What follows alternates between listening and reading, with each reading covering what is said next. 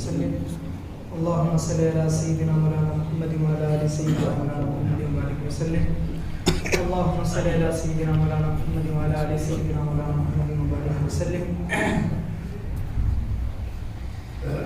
نہ میں کا ذکر نہ پینے کی بات کرتے ہیں، نہ میں کا ذکر نہ پینے کی بات کرتے ہیں، ہم اہل دل ہے مدینے کی بات کرتے ہیں. مردہ ہے وہ دل جو قائل نہیں حیات نبی کے، ہم زندہ دل ہے جینے کی بات کرتے ہیں. علامہ اقبال صاحب نے کہا تھا کہ محمد سے وفا تو نے تو ہم تیرے ہیں، کہ محمد سے وفا تو نے تو ہم تیرے ہیں، یہ جہاں چیز ہے کیا لوح و قلم تیرے ہیں.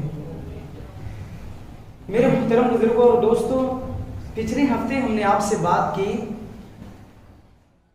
نماز کا پڑھنا، روزہ کا رکھنا، زکوٰۃ کا دینا، حج کا کرنا، یا اسی طریقے سے جو بچوں کی حقوق ہے، شوہر کے حقوق ہے، بیوی کے حقوق ہے، والدین ایک دوسرے کے حقوق ہے، یہ کب ہوتے ہیں جب دنیا میں آ جائے.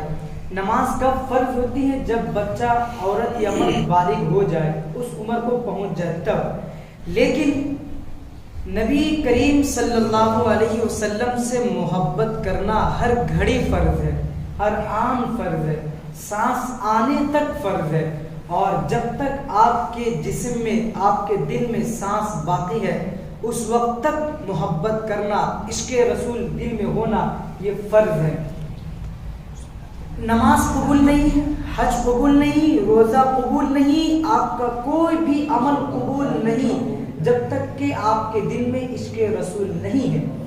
ٹھیک ہے، ہم نے آپ کے سامنے پچھلے ہفتے یہی بات کی تھی کہ ہم سب کے دل میں ہماری اولاد سے زیادہ، ماں باپ سے زیادہ، دنیا کی ساری کائنات سے زیادہ، ہر چیز سے زیادہ ہمارے سینوں میں اگر کسی کی محبت ہونی چاہیے تو صرف اور صرف رسول اللہ کی محبت ہونی چاہیے، نبی کریم صلی اللہ علیہ وسلم کی محبت ہونی چاہیے.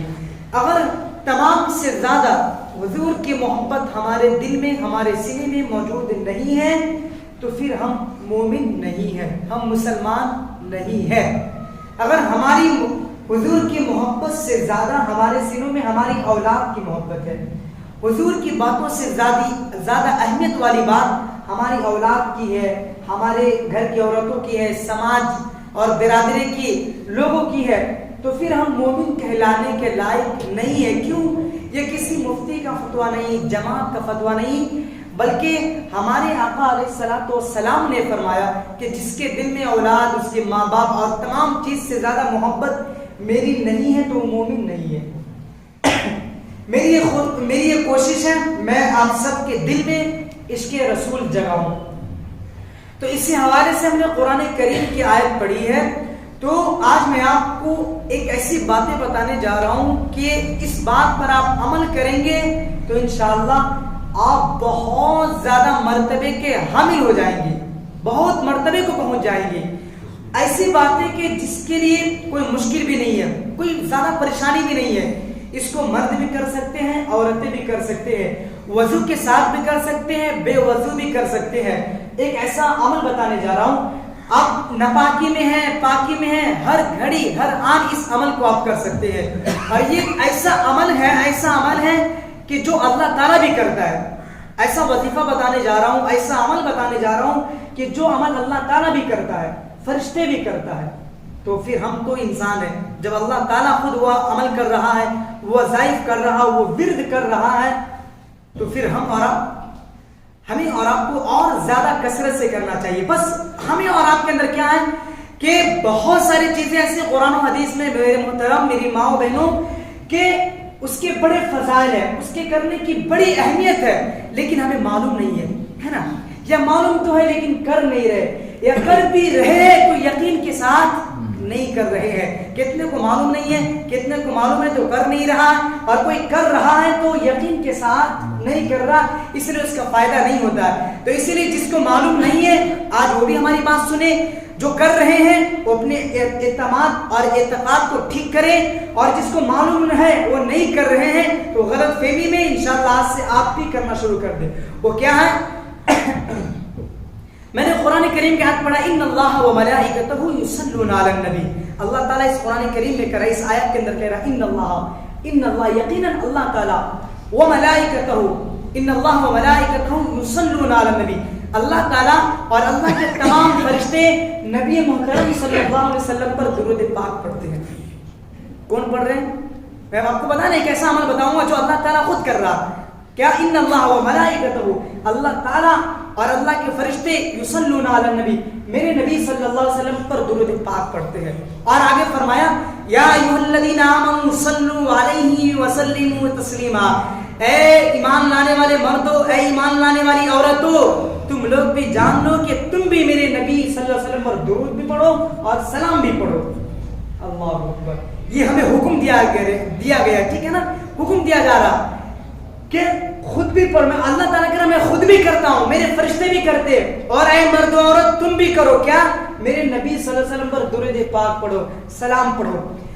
جب یہ آیت نازل ہوئی نا، جب یہ آیت نازل ہوئی تو ہم اور آپ نہیں تھے، بلکہ وہاں پہ صحابہ کرام تھے، تو صحابہ کرام نے کہا اے اللہ کے نبی صلی اللہ علیہ وسلم، سلام تو ہم پڑھتے ہیں التحیات میں، السلام علیک ایھا النبی، یہ تو مجھے سمجھ میں آ گیا، لیکن درود پاک پڑھنا اللہ تعالیٰ کہہ رہا میں بھی پڑھتا ہوں، فرشتے بھی پڑھتے ہیں، اور اے مومنو تم بھی پڑھو، تو درود پاک کیا ہے؟ تو اللہ کے نبی صلی اللہ علیہ وسلم نے فرمایا، صحابہ نے قالوا کیف نصلی، یا اللہ کے نبی ہم کیسے آپ پر سلام درود بھیجیں؟ تو اللہ کے نبی صلی اللہ علیہ وسلم نے کہا اللہم صلی علی محمد وعلی آل محمد کما صلیت علی ابراہیم وعلی آل ابراہیم انک حمید مجید، اللہم بارک علی محمد وعلی آل محمد کما بارکت علی ابراہیم وعلی آل ابراہیم انک حمید مجید۔ یہ درود پاک ہے، یہ تم پڑھا کرو۔ ابھی مجھے پڑھنے میں درود پاک کتنا ٹائم لگا؟ مشکل سے 15 سیکنڈ، ہے نا، 15 سیکنڈ۔ اتنے دیر میں اللہ تعالیٰ نے جب یہ درود پاک میں پڑھا نا، اللہ تعالیٰ مجھ پر 10 رحمتیں نازل کیا ہے، میرے 10 درجات کو بلند کیا ہے، اور میرے 10 گناہ کو معاف کیا ہے۔ صرف 15 سیکنڈ کا عمل ہے درود پاک کا پڑھنا، تو بتائیے کتنے میرے 10 گناہ معاف ہو گئے، 10 درجات بلند ہو گئے۔ اللہ اکبر، 10 درجات، 10 منزلیں ہمیں مل گیا، اور 10 گناہ ہمارے لیے معاف ہو گیا۔ کتنی فضیلت کے حامل ہے۔ ابی بن کعب، حضرت سید القرہ ابی بن کعب رضی اللہ تعالیٰ عنہ، یہ حضور پاک علیہ الصلوۃ والسلام کی خدمت میں حاضر ہوئے اور عرض کیے کہ اللہ کے نبی صلی اللہ علیہ وسلم، میں آپ پر جو بھی میں دعا کرتا ہوں تو دعا کا کتنا حصہ میں آپ پر لگاؤں؟ ایک حصہ لگاؤں؟ تو اللہ کے نبی صلی اللہ علیہ وسلم نے کہا یہ تمہاری اختیار ہے، ما شئت، تمہاری مرضی، جتنی ہے تم میرے اوپر درود پڑھا کرو، لیکن او یزید فزید، اگر اس پر تم زیادہ کرو گے تو اور تمہیں فضیلت ہوگی اور برکتیں حاصل ہوگی۔ کہا کہ 2/3، تو کہا یہ بھی بہتر ہے، تمہارے اختیار میں ہے کہ تمہاری مرضی جتنی پڑھو، لیکن اگر اس سے اور زیادہ کرو گے تو اور تمہیں فائدہ ہوگا۔ 2 مرتبہ کہا، 3 مرتبہ پوچھا، اس کے بعد وہ سید القرہ رضی اللہ تعالیٰ عنہ کہنے لگے اللہ کے نبی صلی اللہ علیہ وسلم، جب درود پاک کی اتنی فضیلت ہے تو میں اپنا سارا وقت درود پاک ہی میں پڑھنے میں لگاؤں گا، درود پاک پڑھنے میں ہی میں سارا وقت لگاؤں گا۔ اللہ اکبر، سبحان اللہ۔ وہ سید القرہ قرآن کریم کو سب سے اچھے انداز میں پڑھنے والے، اللہ کے نبی ان کو کہہ رہے کہ تم سارا وقت درود پاک ہی پڑھتا رہو گے تو کوئی مشکل نہیں ہے، اور اچھی بات ہے۔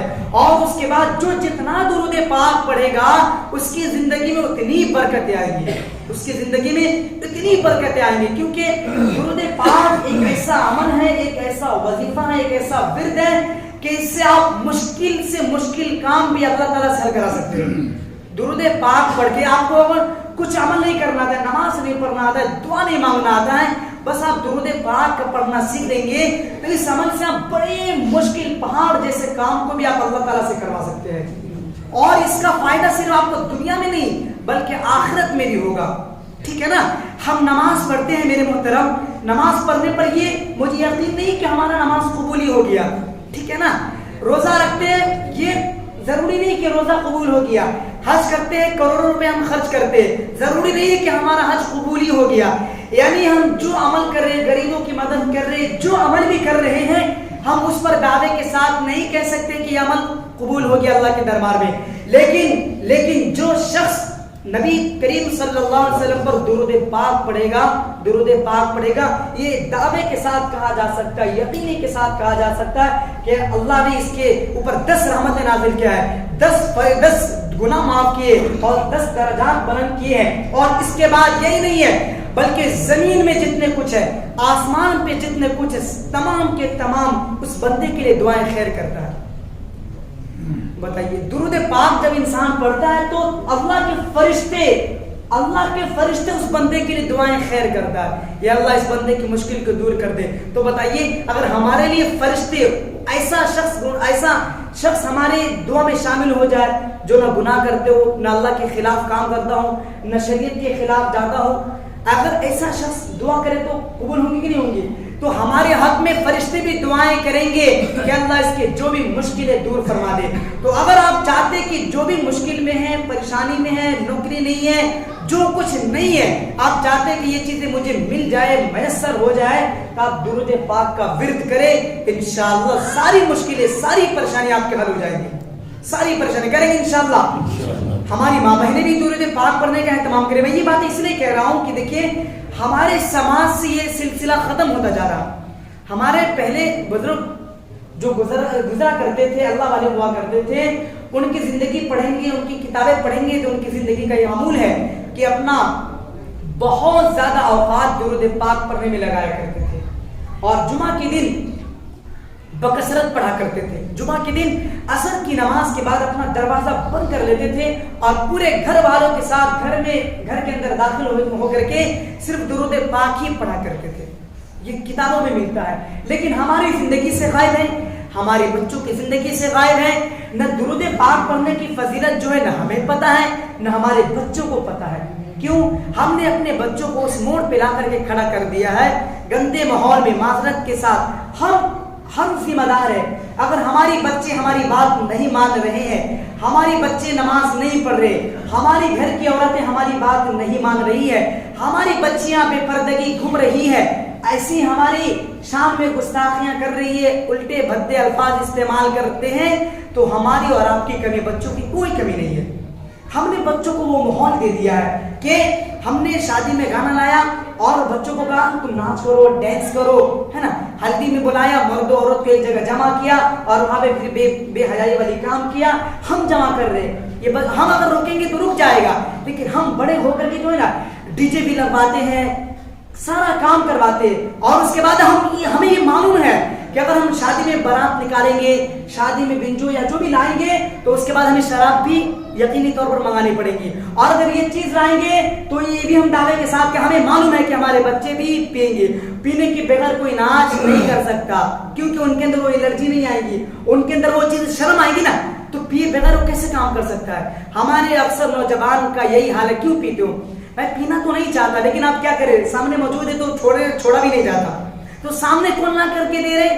ہم اور آپ لا کر کے دے رہے کہ لوگ بیٹے پیو, موج کرو, مستی کرو, اور اس کے بعد وہی جب ہمیں کل ہو کر کے جوتا لگائے, معذرت کے ساتھ معاف کیجیے گا, ہمیں پریشانی کرے, ستائے, دکھ دے, تکلیف دے, تو ہم کہتے مولانا ہماری بات ہماری بچے سنتے رہیے. ارے ہم نے ان کو سننے کے لائق ہی کہاں چھوڑا, ہم نے اس ماحول میں اس کو ڈھال دیا, شیطانی ماحول. شیطان کوئی انسان کی بات مانتا ہے؟ نہیں مانتا ہے. شیطان کا کام کیا ہوتا ہے؟ لوگوں کو پریشان کرنا, تنگ کرنا, جھگڑے لگانا, اولاد کو اس کے ماں باپ سے توڑنا, ختم کرانا, میاں بیوی میں لڑائی کرانا, جھگڑے کرانا. شیطان کا یہ کام ہوتا ہے. ہم نے اپنے بچوں کو اس ماحول میں ڈھال دیا تو شیطان والی کام, شیطان والا صفت, اس کی کوالٹی اس کے اندر داخل ہو گیا.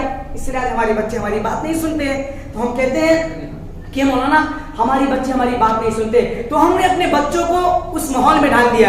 تو میں بتانے یہ چاہ رہا تھا کہ نہ درود پاک پڑھنے کی فضیلت ہمیں معلوم ہے, نہ ہمارے گھر والوں کو معلوم ہے, نہ ہمارے بچوں کو معلوم ہے. تو انشاءاللہ آپ جو بھی بات آج سیکھ رہے ہیں, انشاءاللہ اس کا آپ گھر میں بھی جا کر کے ورد کریں گے. انشاءاللہ آج سے ہم درود پاک پڑھنے کا اہتمام کریں گے انشاءاللہ پابندی کے ساتھ. ٹھیک ہے میرے محترم بزرگوں اور دوستوں, یہ تو رہی بات دنیا میں ہم پڑھیں گے تو ہر مشکل, کتنی بڑی مشکلوں میں درود پاک پڑھ کے آپ حاصل کر سکتے ہیں. کتنی بڑی بیماری کیوں نہ ہو, کتنی بڑی بیماری کیوں نہ ہو, پڑھ کر کے آپ درود پاک پڑھ کر کے اس بیماری کو دور کر سکتے ہیں. یہ ہم سب کا عقائد ہے. قرآن و حدیث میں اس کے بڑے فضائل ملتے ہیں. حضرت عمر بن خطاب رضی اللہ تعالیٰ عنہ کہتے ہیں کہ وہ دعا قبول نہیں ہے, وہ نماز ہی قبول نہیں ہے کہ جس نماز میں درود پاک نہ پڑھا گیا, یا جس دعا میں حضور صلی اللہ علیہ وسلم پر درود پاک نہ پڑھا گیا، وہ دعا بھی قبول نہیں ہے اور وہ نماز بھی قبول نہیں ہے. اور ہماری نماز اس وقت تک قبول نہیں ہو سکتی ہے جب تک کہ ہم اپنے نماز میں سلام نہ پڑھے نبی پر اور درود نہ بھیجے نبی پر. نماز قبول ہی نہیں ہے. کوئی بھی مولانا فتویٰ نہیں دے سکتا کیونکہ التحیات کا پڑھنا ضروری ہے. اور بتائیے آپ اس کی اہمیت کا اندازہ یہاں سے لگا سکتے درود پاک کا کہ نماز کا حصہ ہے. کس کا حصہ ہے؟ نماز کا حصہ ہے. التحیات للہ میں پڑھتے نا السلام علیکم ایھا النبی ورحمۃ اللہ وبرکاتہ. اس کے بعد درود ابراہیم اللہم صلی علی. دیکھیے اس کے بعد دیکھیے اللہ تعالیٰ نے کہا کہ نبی میرے نبی پر درود پاک پڑھو. ٹھیک ہے نا. ایسے اللہ تعالیٰ نے ہمیں حکم دیا نماز پڑھو، روزہ رکھو، زکوٰۃ ادا کرو. اللہ تعالیٰ نے حکم دیا. ٹھیک ہے نا. اگر کوئی بندہ یہ کہے اللہ تعالیٰ کہہ رہا تم نماز پڑھو، ہم خود کہے تو نماز پڑھ، انسان کافر ہو جائے گا. کوئی اللہ کو یہ کہے جیسے اللہ تعالیٰ کہہ رہا نماز پڑھو میرے بندو، ہم خود کہے تو ہی نماز پڑھ. اللہ تعالیٰ کہہ رہا روزہ رکھ، ہم خود کہے تو روزہ رکھ. اللہ تعالیٰ کہہ رہا حج ادا کر، ہم خود کہے تو حج ادا کر. اللہ تعالیٰ کہہ رہا زکوٰۃ دے، ہم خود کہے تو زکوٰۃ دے. انسان کافر ہو جائے گا، مرتد ہو جائے گا. لیکن دیکھیے درود پاک جب کہاں پڑھنے کے لیے حکم دیا گیا تو کہا گیا اللہ تعالیٰ کو ہم خود کہہ رہے اللہ تو خود پڑھ. ہمیں حکم دیا گیا نا کہ پڑھو درود پاک پڑھو. تو اللہ کے نبی صحابہ کرام نے عرض کیا ہم کیسے درود پاک پڑھے؟ تو اللہ کے نبی نے کہا پڑھو جیسے میں پڑھا رہا ہوں اللہم صلی علی. تو درود پاک پڑھنا کس کا حکم ہے؟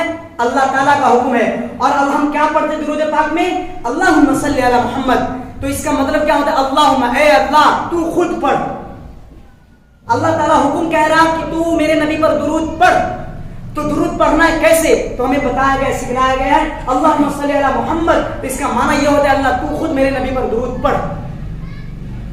بتائیے اللہ حکم دے رہا اور ہم اللہ کو کہہ رہے ہیں اللہ میں اس لائق نہیں ہوں، میں اس لائق نہیں ہوں کہ تیرے نبی محترم پر میں سلام بھیجوں، میں درود پڑھوں. اے اللہ تو بھیج میرے نبی پر اللہم صلی علی اللہ میرے نبی پر سلام بھیج، درود بھیج.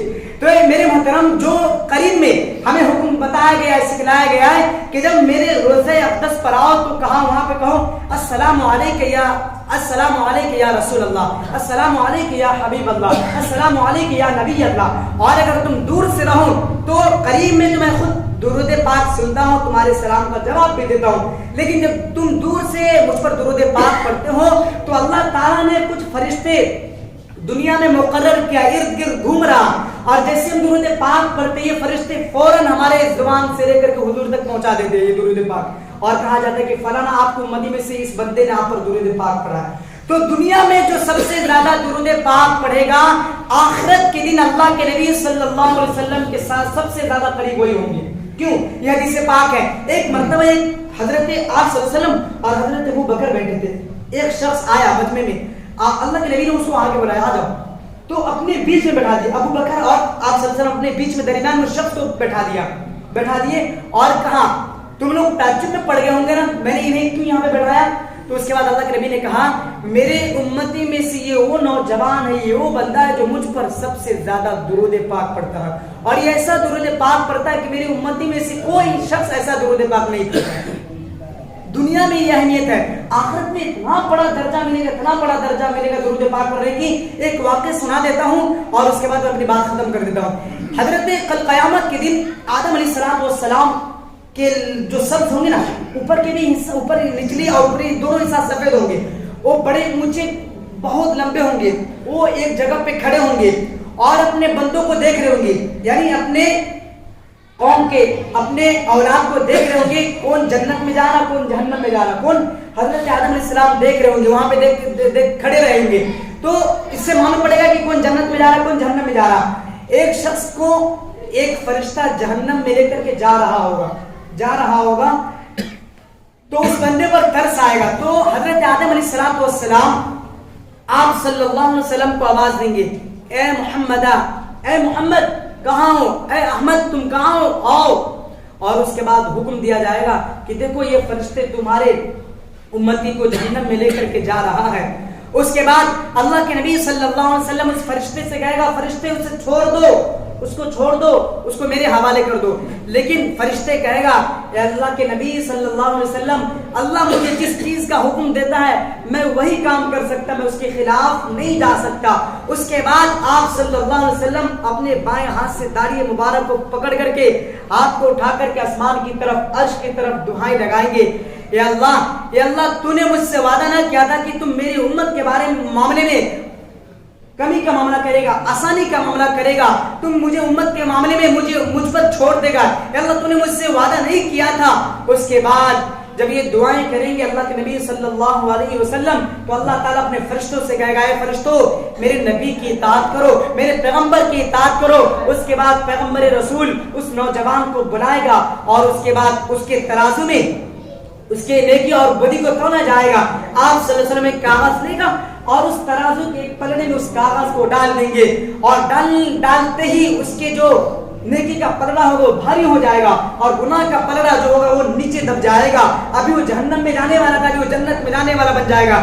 جب فرشتے اس شخص کو جنت میں لے کر کے جا رہا ہوگا تو نوجوان کہے گا، وہ بندہ کہے گا میں اس نئے فرشتے ذرا روکو، ذرا مجھے یہاں پہ روکو، میں اس نوجوان سے ملتا چلوں، ان لوگوں سے ملتا چلوں. کون ہے، کون اتنے حسین و جمیل شخص کھڑا ہے، کون اتنے کریم ہے، کون اتنے شفیق ہے کہ میں جہنم میں جانے والا تھا اور ایک کاغذ کی وجہ سے اس نے مجھے جنت میں لا کر کے کھڑا کر دیا، میں اس سے ملوں. تو اس کے بعد کہے گا میں تمہارا رسول ہوں، میں تمہارا نبی ہوں صلی اللہ علیہ وسلم. تم نے دنیا میں مجھ پر ایک مرتبہ درود پاک پڑھا تھا، میں نے اس کو لکھ لیا، وہی درود پاک آج تمہارا یہ کام آ گیا جس کے بدلے میں تمہیں جنت مل رہی ہے.